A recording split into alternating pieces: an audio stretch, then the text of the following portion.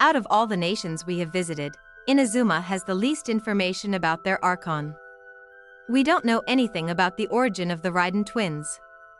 Let's dive into everything we know about them and their hidden rebellion against the divine.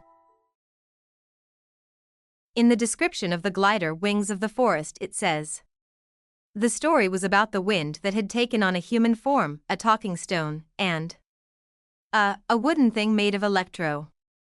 Many people theorized about A's wooden origin. But that line is most likely referring to the Raiden Shogun puppet, not A.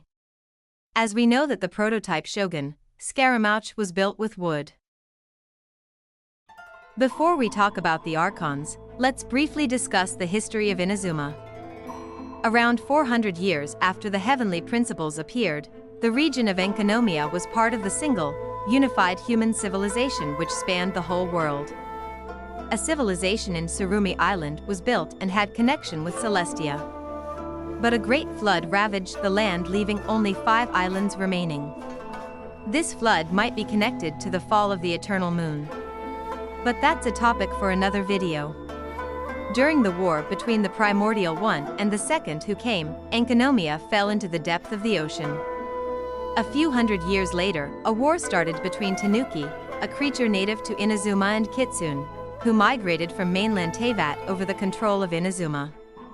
After 1600 years of battle, they came to a truce and the Kitsune took control over the sacred Sakura tree. We will talk about this tree later. During the period of the Archon War under the banner of Narukami, the Yukai used their powers to help humans seek refuge in the mountains and build a city by the sea, thus marking the beginning of Inazuma. The twins Mikoto and A slayed all other gods and conquered many races, unifying all the islands of Inazuma. Although being the stronger fighter, A believed Mikoto to be better suited for the role of Archon and sacrificed her body so Mikoto can ascend to Celestia. Mikoto became the first Electro Archon, the god of eternity.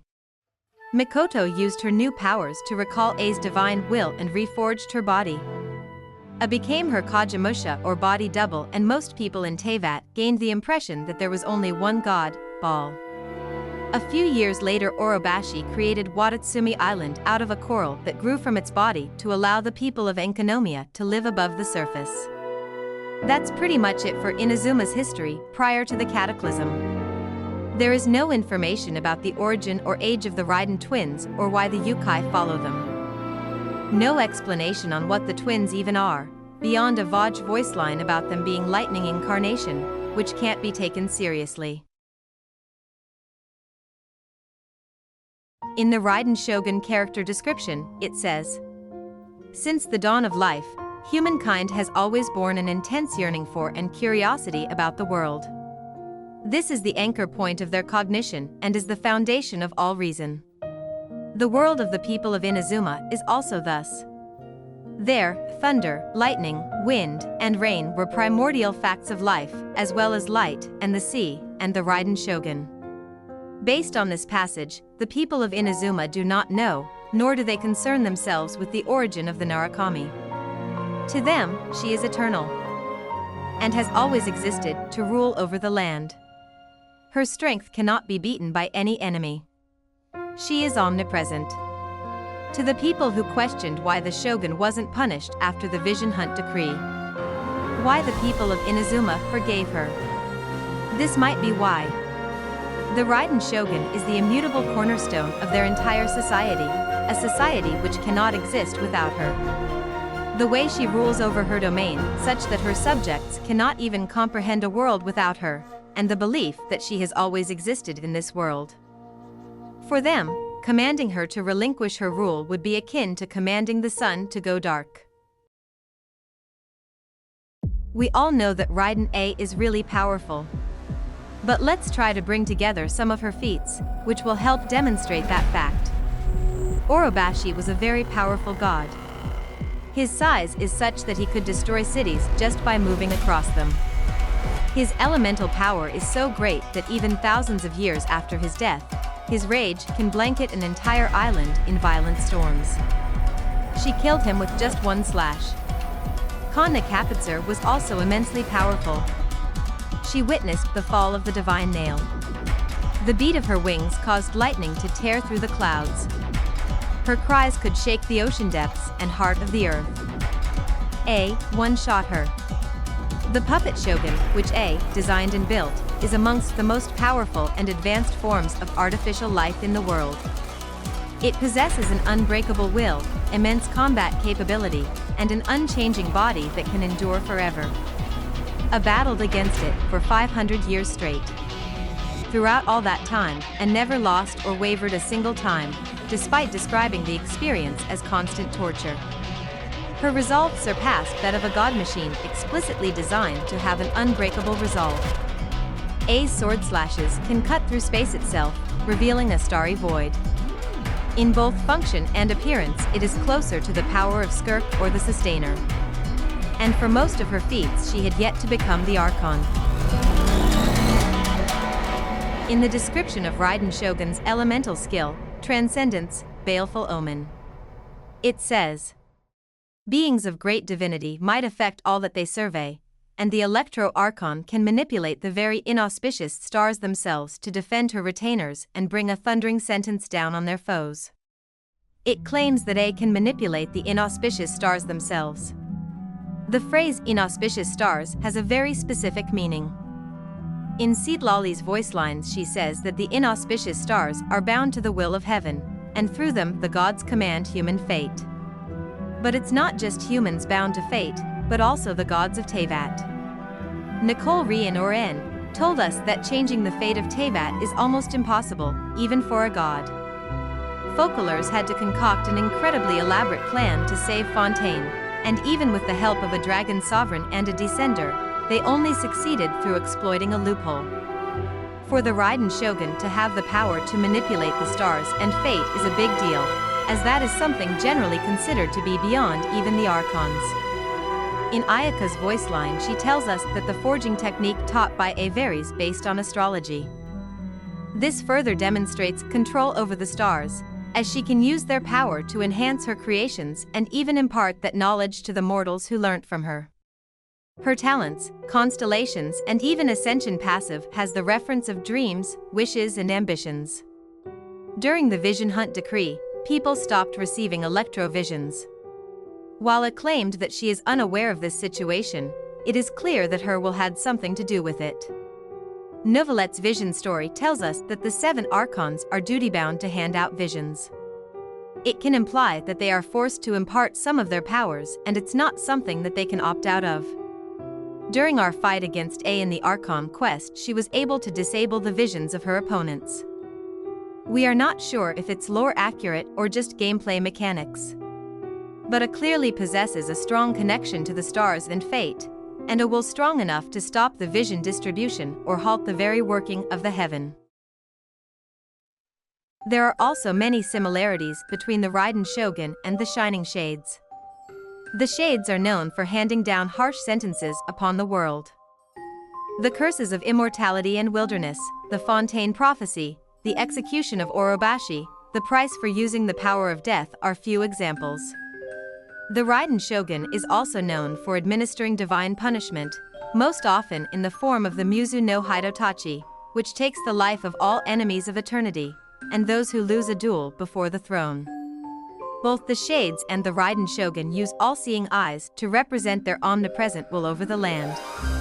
We can see Renova's gigantic eyes and A's eye of stormy judgment. Another point is that the Shades do not like to be spoken of by the people of Teyvat. The people of Enkanomiya only dared to write Istarotha's name backwards a single time. It is as though even speaking their name can invoke their ire. Similarly, the name Baal is hardly ever spoken by the people of Inazuma. They refer to her as the Raiden Shogun, the Narukami, the Electro-Archon, the Almighty Shogun, and so on. They may know her name as Baal, but it is almost never used, a far cry from the likes of Morex and Barbatos. As for the name Beelzebul, that is a forbidden name only known to an extremely small number of people, kept that way to uphold the secret of the twin shoguns. Very similar to how the Shades operate. Now let's talk about the Shogun's constellation. We can see here that she is holding Muzu Ishin. It is important as prior to the cataclysm, she never wielded it. So why does her constellation have it? Is it possible that her constellation changed after ascending to Archonhood? It is unlikely, as we've never heard of people's constellation change. The constellation Imperatrix Umbrosa might belong to neither A, miHoYo, or the puppet, but rather to the Raiden Shogun. It represents the figure that Inazuma believes in, which is not one person, but rather an idea born from the efforts of multiple people. That's why it embodies both A's unyielding strength, whilst also carrying miHoYo's blade. A and miHoYo may not have their own constellations. It might be related to the sacred Sakura. When A planted the sacred Sakura, she imbued it with all her hopes and desires, and the tree was planted across all of time and space. As such, the Sakura predates Inazuma itself, having existed even before the land flooded and became separate islands. It is also said to be free from the clutches of the heavenly principles. But why would Celestia allow that? Even though a shade helped, but the other shades and especially the heavenly principles would have taken notice of this omnipresent tree which defies space and time and is free from their control. The sacred Sakura was imperceptible to A up until the cataclysm. It had always existed, and everyone else could see and interact with it, but not her. Maybe Celestia cannot see it either. The Sakura is imbued with A and miHoYo's dreams and ideals, and is deeply connected to their fates. That is why I do not believe Imperatrix Umbrosa is their real constellation. Their fate is their own, unknown to and free from the control of the heavenly principles. Eternity is the closest to the heavenly principles. Its most common interpretation is that A's ideals most closely align with that of Celestia. But is it really the case? Because many of A's decisions have deviated from the heavenly principles. For one, she is pursuing a means to overcome erosion and persist forever. Even though Zhongli tells us that erosion is one of heaven's mandates, and that all things must fade with time. Secondly, she was taking away the visions of her people, even though visions are a part of the system Celestia created and endorses, and they would not like that one of their earthly overseers was not doing their duty. Finally, A gave away her gnosis 500 years ago. That is the most obvious indicator that she is not interested in following the mandate of heaven and has in fact set out on her own path. The Raiden Shogun, specifically A, is the closest to reaching the power and divinity of the celestial gods. The Raiden twins might have originated from Celestia and are now seeking to overcome the rule of the heavenly principles. The twins have a mysterious origin, yet they have always been known as gods. A possesses unmatched prowess as a god. Her fearsome presence is suffocating even to someone like the Traveler. She can command and wield the power of the stars themselves. She can view and judge the world through her omnipresent eyes, just like the shades. miHoYo was also preparing for this rebellion. She conspired with Istaroth and created the sacred Sakura, freeing the twins from the heavenly principles.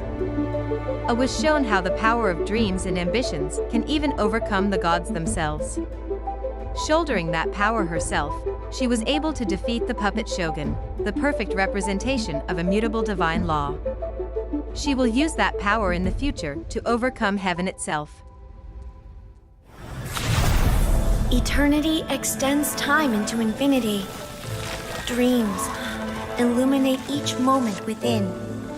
When both shine in unison, the sacred Sakura blooms from the darkness, finally free from the clutches of the heavenly principles. Now the nightmare has dissipated, and reality is made whole. The vision we both yearn for is still further ahead.